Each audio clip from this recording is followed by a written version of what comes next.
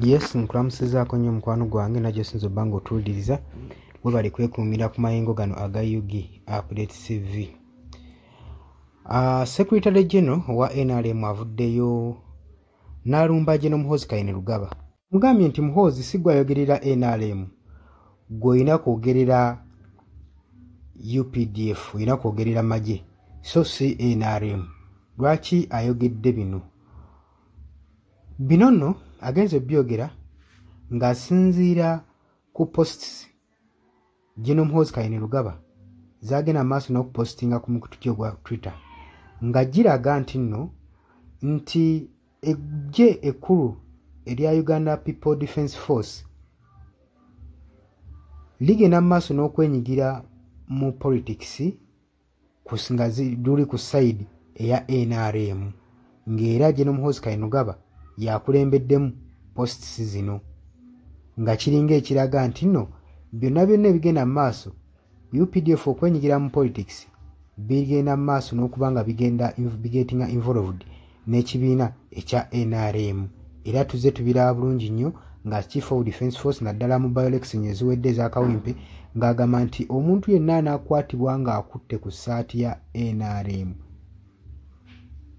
wakukajjuutuka. Anaakwata ku muntu anaasangibwa ng'ayambadde essaati ya NRM n'amukwata ku wakukajjuutuka.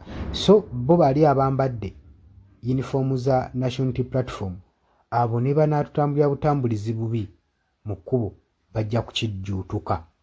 Ezaali statement za General Muhoozi Kainerugaba, statement eziraga nti nno amagye geekubidde gali ku ruling party gigagezaako maaso n'okusapootinga, kyokka ng'etteeka constitution ya Uganda ekugira amagye obutenyigira mu byabufuzi nga galina sigala nga gali neutral nga tegalina side gigagwako kubanga go gasayininga kubanga gakuuma abantu gwe mukwano gwange mpuliriza.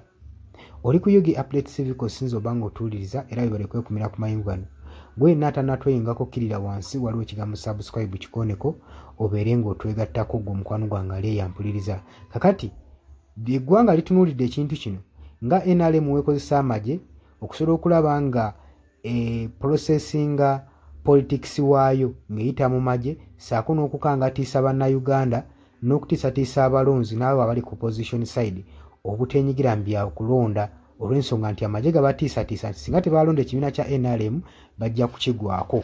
Wabula Secretary General wa NRM Richard Togwanga avuddeyo n'agamba nti nno ebyo General Muhoozi Kainerugaba byayogera abyogera ku lulwe ng'omuntu kubanga Muhoozi tayogerera kibiina kya NRM.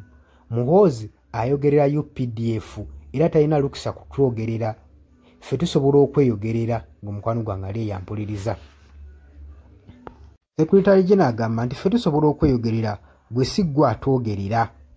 Wabula tulabye General Muhoozi Kainerugaba mutabani wa Mwami Yoweri Kaguta Museveni ennaku zino abadde so vocal ku mukutu gwe ogwa Twitter n'ensonga ezikwatagana ku Uganda ezadressinga zitwandiise national matters ku ggwanga erya Uganda ng'agezaako okubanga ayogerera eggwanga mu ngeri y'ebyobufuzi politically ng'ateeka posts ate posts za postinga ng'alumbagana mawanga g'ebunaayira ekintu kye balabanga ekitattanye diplomatic relation eggwanga lino erya Uganda saako n'amawanga ag'ebunaayira nga biva mu General Muhoozi Kainerugaba.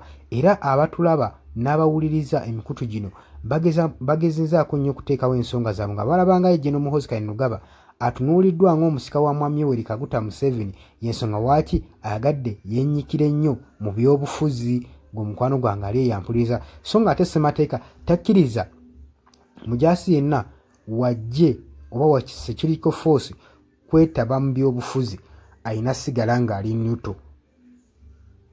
Kaakati eggwanga litandise okuba nga lyeraliikirira naddala mu guno akaseera nga tusemberedde akalulu ka 2026.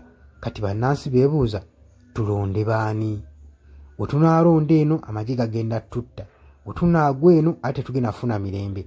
Kati balese eggwanga ku stack era nga liri mu corridors of confusion olw'ensonga nti amagye ennaku zino gwegumbulidde omuze okwenyigira mu byobufuzi ebya Uganda. olowooza ki ku nsonga eno gwe mukwano gwange ali eyampuliriza? Abali mu diaspora mbanirizaako nnyo mu comment section, mujje musobole okuba nga muteeseganya, mutangaze eggwanga ku ki ekigenda mu maaso gwe mukwano gwange ali eyo ampuliriza. Yes, oli ku Yugi Update TV, kw'osinzira okuba nga otuuliza gwe mukwano gwange yonna yenna ali eyo. Gwe nagambye agala otweyungako, agala okweyunga ku channel eno, kirira wansi waliwo ekigambo subscribe kikooneko, okoonene mukadde. Temwerabirako na mukadde kubanga akadde ako mukwano gwange gakuyambako nnyo okuleetera notification message bwe waba nga waliwo information yonna gye tutaddeko. Ate buli wo subscribing obeera otufollowinze, kitegeeza buli kimu kye tunaateekako ojja kuba nga okifuna gwe mukwano gwange. Leka okipingwe ng'oli updated ku buli kimu ekigenda mu maaso mu ggwanga gwali eyampuliriza. Abali mu Qatar, Oman, Dubai, Saudi Arabia, abali e Dubai, abali mu US, abali mu UK, abali Canada, abali mu South Africa, nammwe abali mu Ndwana Kenya, nalekaani menyani, nammwe abali mu Asia, matumiddeko nnyo, mwe bali kwekuumira ku Yugi Update TV, mwe mubeezezzaawo amayengo gano aga Yugi Update TV. Mikwano gyange sola beebaza kinnoomu, wabula nsazeewo nkozese lino eddoboozi ery'ewamu nsobole okubeebaza, mwebale kuyimirizaawo channel eno, mwebale mwabajja, naddala mwabajja mu comment section ne mukomentinga ne muteekako endowooza yammwe ne mutangaza bannayuganda ku ki ekiteekeddwa ekituufu okukolebwa gwe okusinziira ku ndowooza yo. So muna batajjangako mu comment section, mbakubiriza okujja mu comment section muteekeko ebirowoozo byammwe, mutangaze eggwanga ku biki byaba bagenze mu bukyamu ne bikolebwa mu bukyamu eri bannayuganda. Dani ku Airlines e Kenya, nawe nkutumiddeko ennyo, naye jangu mu comment section oteese, toteekako buteesi linnya lyo. Mujje mu comment section, mmwe abasharinga, abalikinga, nammwe abasubscribinga, mwe muyimirizaawo amayengo ga channel eno.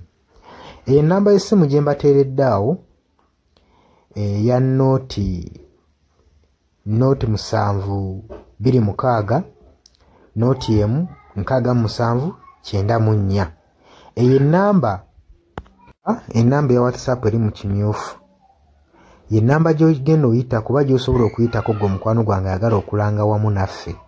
Ng'alina bizinensi yo ng'ogyagala tugikulangire nga wandyetaaze ogikulangira. Eyo ennamba gy'oba oyitako ku WhatsApp osobole okuba nga naye bizinensi yo gikuba abantu tugikulangire gwe mukwano gwange ali eyo ampuliriza. Ne ngenda mu maaso n'okulabula abantu ku biki ebigenda mu maaso mu ggwanga, naddala ng'akalulu kano aka 2026 katuukuse kengedde. Kati buli muntu alina kubeera vigilant, olina kubeera bulindaala, oleme kutunda mwoyo gwo mukwano gwange. Waliwo abatunda emyoyo gyabwe olw'N1,1500 sukaali. Gwe beera ng'omanyi akaseera we kanaatuuka akakuba ballot paper, beera nga manyi omuntu ogw'ogenda okuwa, gw'ogenda ottiikinga, gwe gw'olaba asobola okukulaakulanya ekitundu kyo constituency yo, gw'olaba agenda otwala eggwanga mu maaso. Bannange tusibwa nnyo akatambaala mu mutwe mu biseera nga bino. Newankubadde obwavu babubalumizza mutya, totunda mwoyo gwo ku lw'akantu katono, wabula saasira ku ggwanga lyo, osaasire ne ku zadde lyo, osaasire ne ku future weenaabeera. Lowooza ku by'emu maaso. Weewaawo abamu muyinza okulowooza ng'ebyatabakwatako nga tebikwatako, naye ensobi yonna yonna ekolebwa eiza relative, sengaawo, maamawo, kojjaawo, biyinza otutuuka ng'ekyo ekizibu gwe kyetooloddeko, ate olaba ebikwatirako biyinza otutuuka esa ne byetooloola ne bifundikira nga bikkutteko gwe mukwano gwange ali eyo. So kyenva nkubiriza baganda bange mwenna abali ku Yugi Update TV, ogenda maaso n'okusharinga information eno. Baganda baffe beebeereremu, ate era baleme kutunda mwoyo gwa ggwanga, babeere nga batambulira ku mazima, nga bayimirira ku mazima, nga bayimirirawo ku lw'eggwanga lyaffe erijja mu maaso, ku lwa future y'abantu baffe n'eggwanga lyaffe mu maaso, kubanga buli muntu ekigenda mu maaso kati akiraba. Bw'atalaba kigenda mu maaso, nkakasa obeera muzibe. Ate era ne muzibe naye alina byawulira ebimukyemula omutima, kati n'amanya nti no mu ggwanga mulimu kino. So nkubiriza buli omu obeere lalabayi wa munno, osobole okuba nga oli kalabaalaba w'oyo ku biki ebigenda mu maaso. Obakubirize n'omubakubiriza waliwo abali mu byalo nga tebamanyi kigenda mu maaso. Mubaagaliza subscribinga ku mikutu gino bategere ebigenda mu maaso mu ggwanga lyaffe. Wakati smartphone zajja gwe mukwano gwange ali eyo. Wabula mbaagaliza olunaku olulungi mubale kwekumira ku Yugi Updates TV mubatana subscribinga mugere mu maaso n'okusubscribinga. Mbaagala nnyo era mweraba.